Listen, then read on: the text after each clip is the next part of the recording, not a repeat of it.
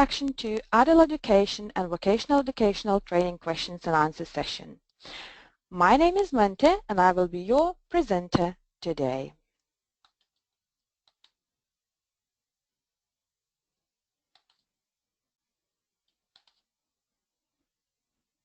Good morning, my name is Mante.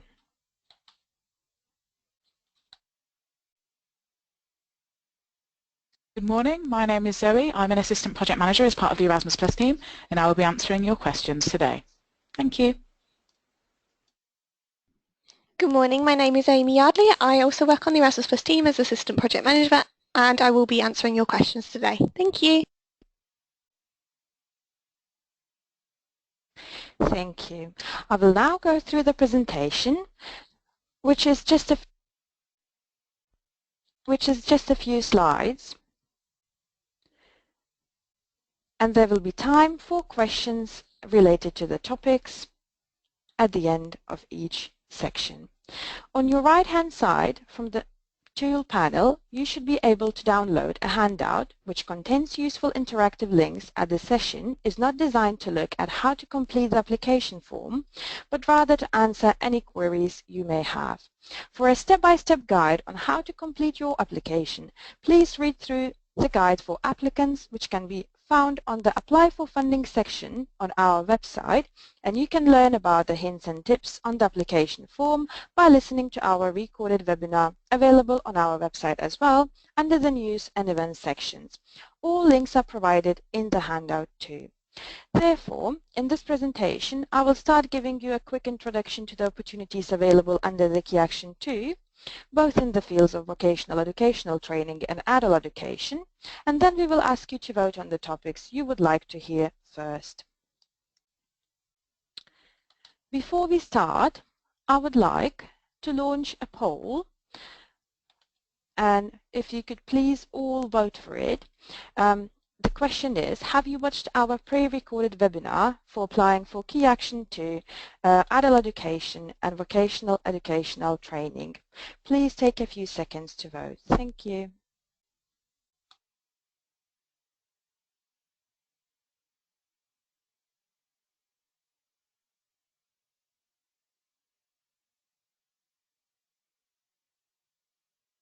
Thank you so much for your answers. I just shared the results, and as you can see, majority of you haven't seen it. However, it is kind of highly recommended to watch the pre-recorded webinar, as it shows you the step-by-step process how to fill in the application form, and it highlights important areas of concern, which usually we notice that the applicants do some mistakes. So starting with the Key Action 2 strategic partnerships, how does it work? All strategic partnerships projects must involve a consortium of organizations from different countries, from 3 different countries. Under vocational educational training and adult education, this will be a minimum of 3 partners from the program countries.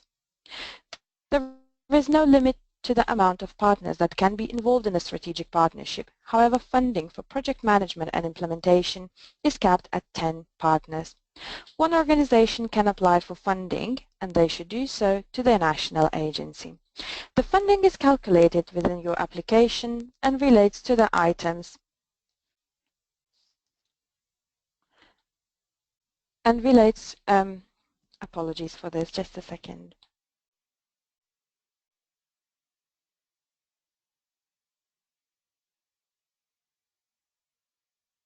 Apologies for this. There is no, I will repeat myself, there is no limit to the amount of partners that can be involved in strategic partnership. However, funding for project management and implementation is capped at 10 partners. One organization can apply for funding, and they should do so to the national agency. The funding is calculated within your application and relates to the items you intend to involve in your project. You can apply for up to €150,000 per year, so for the 3-year project, the maximum eligible grant amount would be €450,000.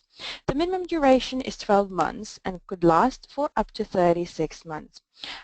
You may have some flexibility on the start date of your project, but all 2017 projects must finish by 31st of August 2020. Strategic partnerships aim to support cooperation, peer learning and the exchange of experience and practice at the EU level, as well as promoting, sharing, development and implementation of innovative practices. They enable organizations from different countries to work together to address a common problem, achieve a common aim and/or develop an innovative solution. All strategic partnerships need to demonstrate a link to the priorities of the action outlined in the program. They must address at least one horizontal or sector-specific priority. Where a horizontal priority is selected, applicants must still show their project is relevant to and has potential to impact on the sector the application has been submitted under, for example, vocational educational training or adult education. Priorities could be found on pages 120 and 123 of the program guide. Organizations can work with partners from the same sector or different sectors as long as all partners share a common interest in the objective of the project and have the relevant skills and experience to deliver it. Flexibility has always been a feature of strategic partnerships, and in 2017 the European Commission introduced some changes to the program rules to make it clear to applicants with regards to different types of project formats available. Applicants are now able to apply for the Exchange of Good Practices project or project development and supporting innovation. Development of innovation. These projects are expected to develop innovative outputs and/or engage in intensive dissemination or exploitation of the new and existing products or innovative ideas. Supporting innovation projects can request intellectual outputs and multiplier event funding where necessary and where justified. However, this is not a requirement and would depend on the objectives of the project. In all cases, applicants would need to present a convincing case for the innovative potential of this type of project. Strategic partnerships supporting innovation can include teaching, training and learning activities where these are clearly justified and supporting the project objectives. We have received quite interesting questions, so I will be stopping the presentation for a time being and my colleague will read it out for all of your attention. Thank you. Hi everybody. So we had a really interesting question in regards to intellectual outputs that was submitted to us before the webinar. And the question was, what's the difference between a dissemination tool and the intellectual output? Can they ever overlap? So intellectual outputs are results that are expected to be disseminated. Intellectual outputs are tangible deliverables of the project. That can be curriculum, work materials, open educational resources, IT tools, or statistical analysis, essentially a result. Whereas dissemination is a term used by the European Commission and it simply means to spread widely. This can include the publishing and/or the promotion of your results or your project ideas. This could be either communicating with stakeholders, using a project website, social media, an event, and also publications. Thanks very much. If you have any further questions, please just ask away. Thanks, Mante. Thank you. So moving forward with our presentation. Exchange of good practices. This is the second type of the project you can submit under the Key Action 2 strategic partnerships. The main goal of these projects is to support European cooperation, capacity building and exchange of good practice. They are not intended to develop large-scale, high-quality intellectual outputs, and it's not possible for applicants to request additional funding for intellectual outputs or associated multiplier events in this type of project. Projects may still produce tangible outputs, but these would be expected to be proportionate to the scope, scale and objectives of the project and would be co-financed via project management and implementation budget. As with all strategic partnerships, exchange of practices projects can include teaching, training and learning activities where these are clearly justified as supporting the project objectives. You can see example of eligible activities in the slide. A project could include any number of these, but you will need to demonstrate your own and your partner's organizational capacity to achieve the results detailed in your application. I would like to launch the second question today, which would allow us to go according to the topics which you prefer the most. So please do vote which topic you are interested the most. Thank you.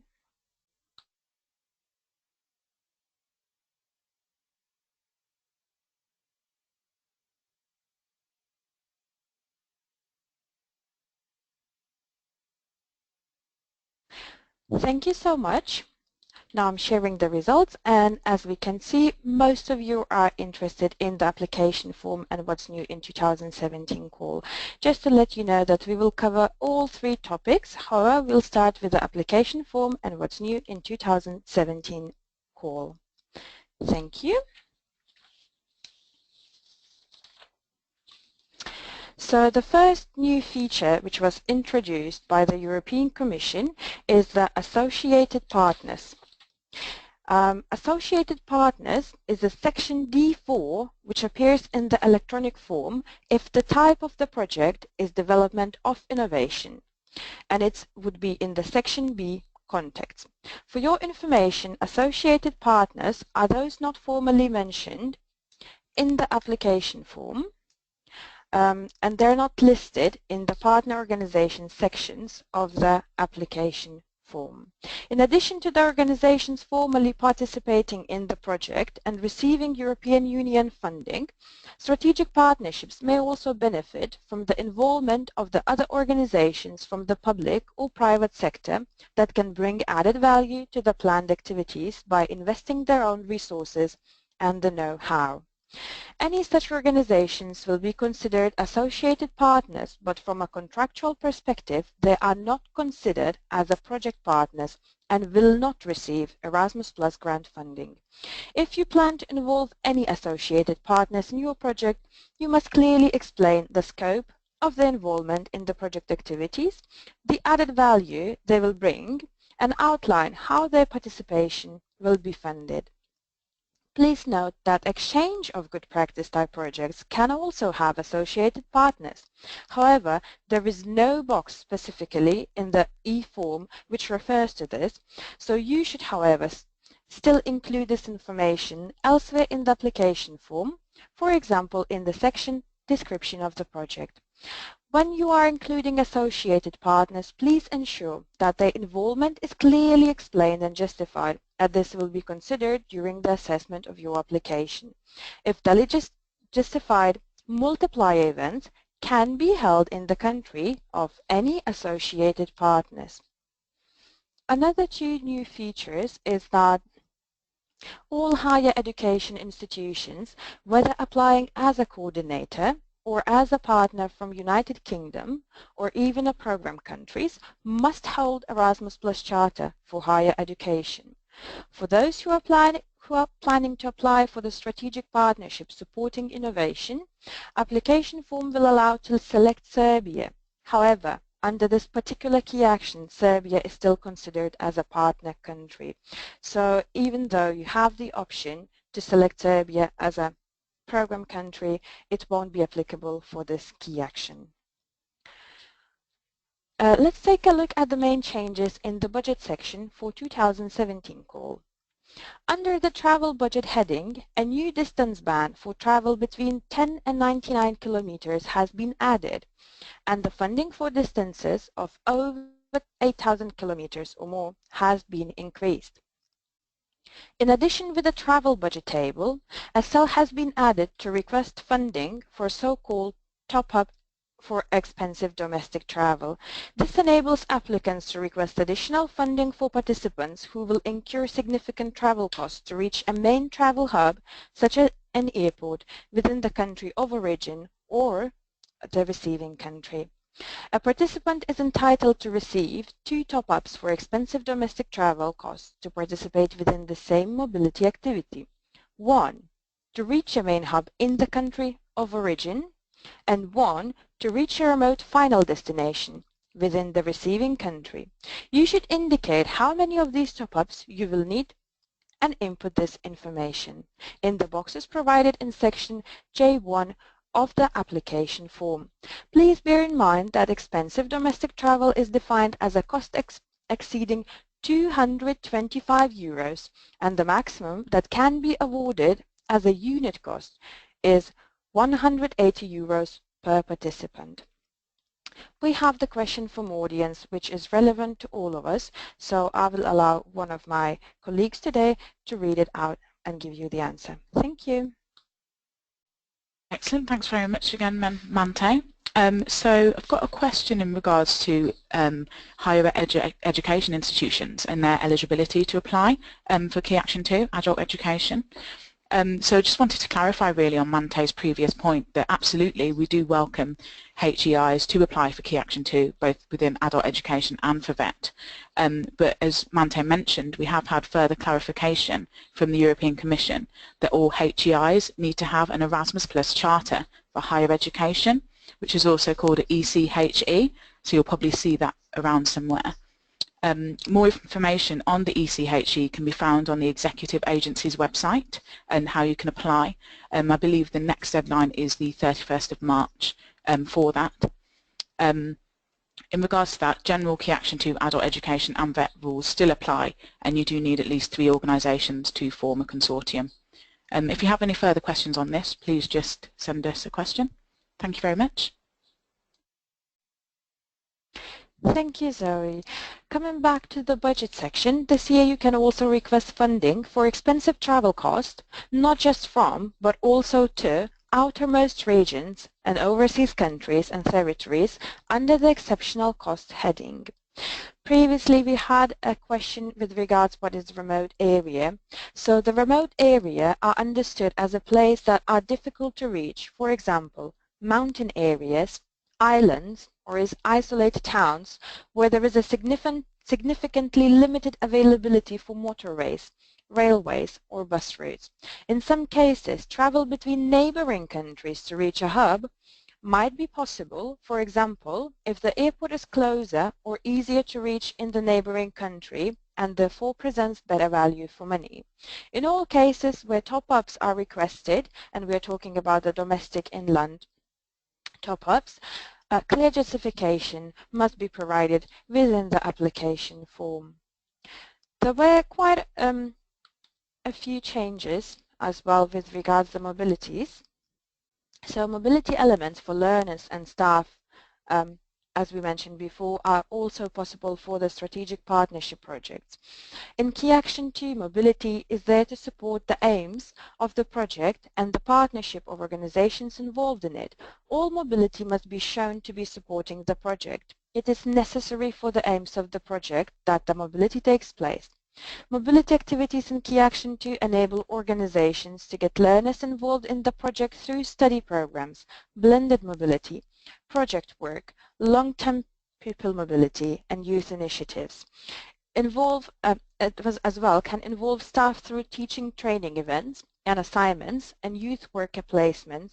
I would like to highlight that staff training events now is between the minimum eligible duration is 3 days, so that's the main change. The duration is shortened, so it's 3 days up to 2 months.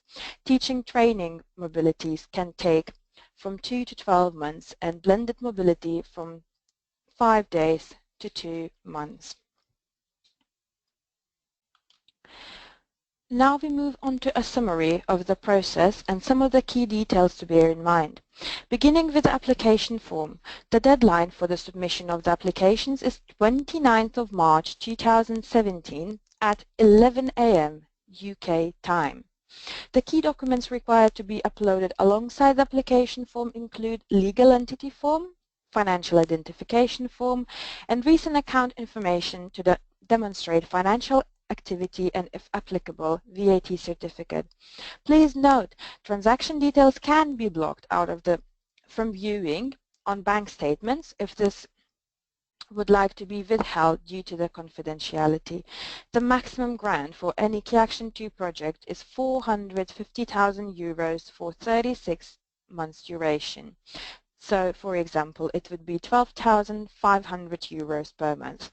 And finally, you will need to submit annexes and include the declaration of owner signed by the legal representative, as well as mandates for each partner and a timetable of activities. Does anyone have any questions on the application form and the new sections within the form and Erasmus Plus program guide? If you do, please type in the questions in the questions box, which should be in your control panel on the right-hand side, unless obviously you have moved the panel, or if you're watching the webinar on your smartphone, it might require a swipe or a click on the main viewing window. Let's move on to the budget. So we will cover some basic information on the budget, which you can request under the Key Action 2 Vocational Educational Training and Adult Education. Once again, we do encourage you to ask questions via questions tab throughout the presentation. The grant is, well, it's really important to highlight that the grant is a contribution to the costs of delivering the project, and the principle of co-financing applies. This means that the grant awarded may not cover all the costs of implementing the project, but is intended as a financial incentive to carry out projects that might otherwise not be feasible. There is no upper or lower limit on the number of participants that you can involve, but you must demonstrate your capacity to run the project. Funding is calculated on the basis of set unit costs for certain elements or real costs in other cases. With unit costs, the funding is automatically calculated in your application form depending on the unit. This can be either the number of participants for certain duration or a set cost per distance traveled, for example. Budget headings using unit cost are project management implementation, transnational project meetings, intellectual outputs, multiplier events, and teaching, training and learning activities, which includes travel, individual support and linguistic support budget headings. Funding for actual costs is based on the real cost of the item or service, but only a certain percentage of the cost will be covered. Budget headings using actual costs are special needs support and exceptional costs. For exceptional costs, a percentage of 75 of the actual cost total cost will be funded via the Erasmus Plus budget. It is important to know that any request for financial support to cover special needs support and exceptional costs must be clearly explained in the application form. The assessor will not assume anything in relation to these costs and can recommend cutting them from the budget unless it's adequately justified.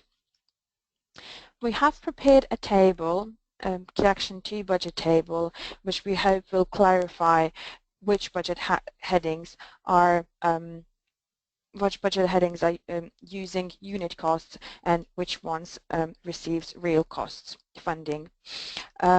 The grant for any mobilities is a contribution to the costs of delivering the project, and there are again two different funding types, as I mentioned, unit and actual. So project management and implementation. All projects will have to request funding under the project management and implementation. This budget is a lump sum grant to support the cost of managing or being involved in the project.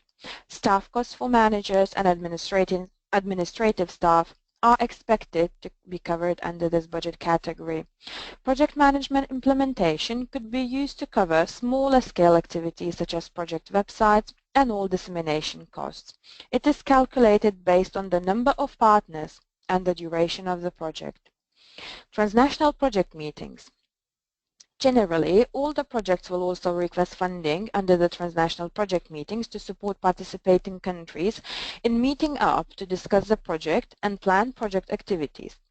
This grant is paid according to the unit cost per participant to cover travel and subsistence, with a different unit cost for short and long distance travel. Intellectual outputs. Projects supporting innovation may request budget items such as intellectual outputs, where funding is a contribution to the staff time associated with the tangible deliverables, which should be substantial in quality and quantity, with the potential for wider dissemination and exploitation. Examples of tangible outputs include curriculum, pedagogical materials, open education resources, IT tools, analysis, studies, peer learning methods, and so on. Multiplier events. It is available to receive funding for multiplier events only for the project supporting innovation and those which have intellectual outputs. If project is not intending to develop any intellectual outputs, all the multiplier events will be deemed ineligible.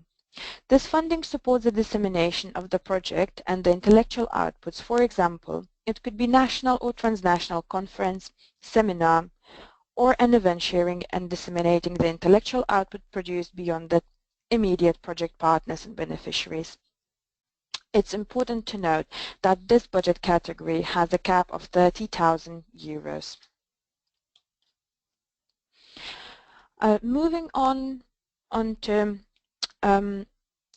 actual costs. So actual costs are exceptional costs and special needs support. Exceptional cost has a contribution of 75% of the cost of subcontracting or the purchase of goods and services. Subcontracting has to be related to the services that cannot be provided directly by the participating organizations for duly justified reasons. Equipment cannot concern normal office equipment or equipment normally used by the participating organizations. This budget category has a cap of €50,000. And my colleague has a question to read out for you all. Thank you. Hello, Amy here. We've had a question before the webinar regarding the funding for dissemination activities as well as translation and interpreting. So dissemination activities, as Mandy previously mentioned, are to be funded using the project management and implementation budget. There also any costs for translation and interpreting, if carried out in-house, are to be funded through project management and implementation. If this is not possible for you to carry out within your organisation or within your partner's organisation, you must provide very strong justification within your application, and you would be able to claim for these costs under the exceptional cost budget heading. Okay, thank you, and keep the questions coming. Thank you, Amy. Moving on to the special needs support. This support projects participating participants. This special needs support is aimed to support the participants with a disability or other specific health need for which additional costs might be incurred. And I would like to cover the last one, budget category, budget heading, which is based on the unit cost. So it's learning, teaching and training activities. Within Key Action 2, it is possible for projects to include mobilities where they are embedded within the broader project objectives and will support the achievement of these. Where these activities are planned and justified, funding is available to co-finance travel, subsistence and linguistic support requirements. It is important to highlight that projects promoting exchange of good practices means those projects which are not developing intellectual outputs and are not entitled to have funding for multiplier events. So projects promoting exchange of good practices will be capped for up to 100 participants per project to be funded, including accompanying persons, under this training, teaching and learning activities budget heading.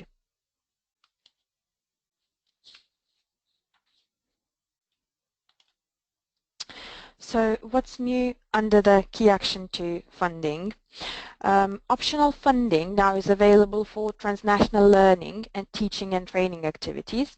So as mentioned before, for traveling, a new distance band from 10 to 99 kilometers were added and support for over 8,000 kilometers has been increased. Please keep in mind that it is a contribution to the unit cost. New top-up for expensive domestic travel is introduced, which is fixed unit cost as well.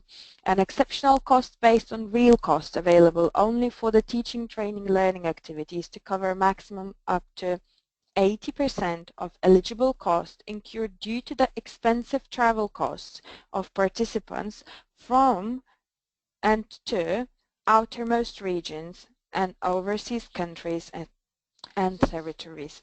Apologies. Please do submit any questions which you might have with regards to budget, and we will move on the participant identification code process and how to obtain one. Organizations which have participated in Erasmus Plus or other EU-funded programs previously will already have a PIC number, but we have included a few slides showing frequently asked questions about the PIC process for those who are new.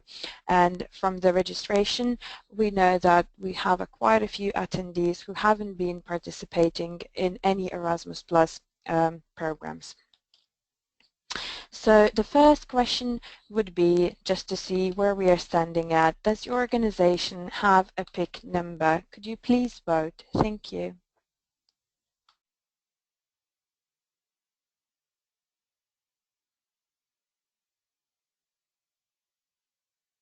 Thank you. It seems like all of you have a PIC number. That's great news. Thank you so much. So probably I will skip some parts of the presentation. However, I would like to highlight that it's really, really important to update the information which you already uploaded on the participant portal.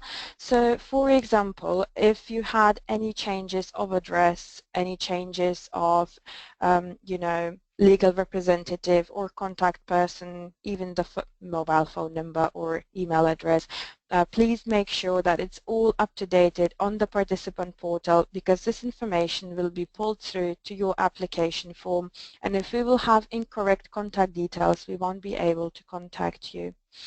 As well, we will be checking the financial identification form, legal entity form, and we will be, if you are planning to be a coordinator, the main key applicant who will be running the project, we will be looking into your most recent accounts information as well. New thing which was introduced in 2017 call is that if you have VAT number, you will need to provide VAT registration certificate, which must be uploaded on the participant portal. And we have a few questions. Thank you. Thanks very much, Mante. So in regards to VAT, we did actually have a question before the webinar which involves taxation in general. So I'd just like to maybe share that knowledge with you. So the query was, is there European legislation regarding the taxation at national level of funding received for an Erasmus programme?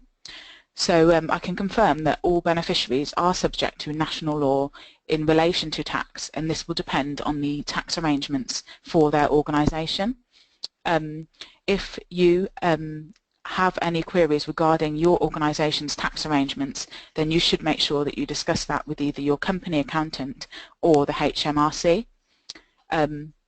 There is guidance within the 2017 Erasmus Plus Programme Guide which further clarifies eligible and ineligible costs of under Erasmus Plus, and that includes the treatment of VAT. It is pages 250 to 252 of version 2 of the 2017 Programme Guide, where you can find out a bit more information on this.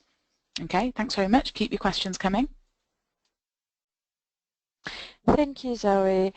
And actually we're going nearly to the end of our prepared presentation, so we will give the chance and opportunity for you to ask as many questions as you would like to.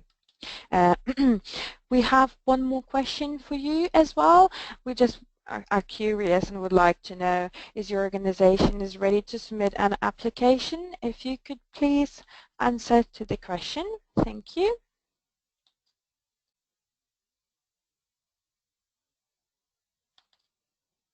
Apologies, some technical difficulties.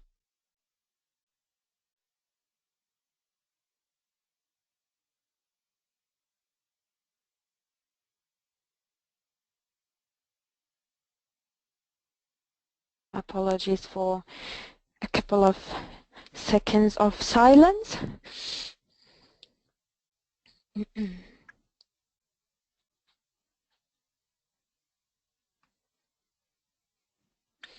As I can see, not all of you had voted.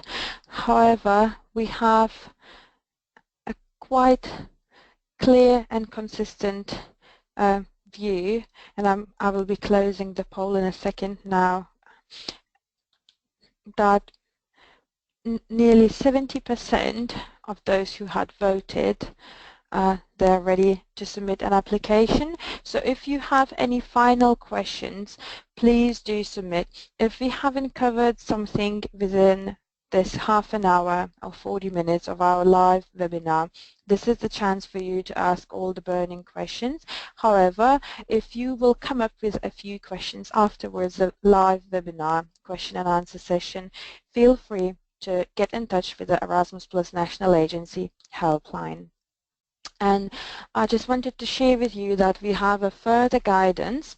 So we have prepared detailed guides for applicants, one for adult education and one for vocational educational training, because both forms are two separate forms. So make sure that when you're filling the application, electronic application form, you're using the right one. So detailed guides for applicants will guide you on how to fill out and submit the application forms, and they're available on our Erasmus Plus website. As well, you have the handout which is available to download. So in that handout you will find interactive links for both guides for applicants. As discussed, you can listen and watch our recorded application support webinar. There is one for Key Action to Vocational Educational Training and Adult Education. It was a joint pre-recorded webinar. The link to where they can be viewed is being provided via the handout function as well.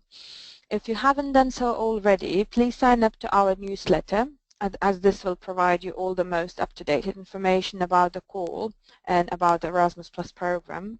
On our website you can also find other important information and key documents to support you with completing your application. For example, timeline, which needs to be submitted together with application form. We also have a helpline where our team is available to answer all your questions about the Key Action to application. Many thanks for your attention. We'll be around for 10 more minutes to answer any final questions. And if there will be any questions that will come up, please contact our team we are available every day from Monday to Friday to answer any queries. You can submit it either via the erasmusplus@equeries.com inbox, or you can give us a call on 0121 212 8947. Our helpline is open from Monday to Thursday from 9 a.m. till 5:30 p.m. and on Friday from 9 a.m. till 5 p.m. Please also keep an eye on the Erasmus Plus website for news and further guidance. We hope that you found the session useful today, and we wish you luck with your future applications. And we still have some time to answer your questions. Just once more time, I would like to repeat myself that this webinar is recorded and you will receive all the materials afterwards. Thank you.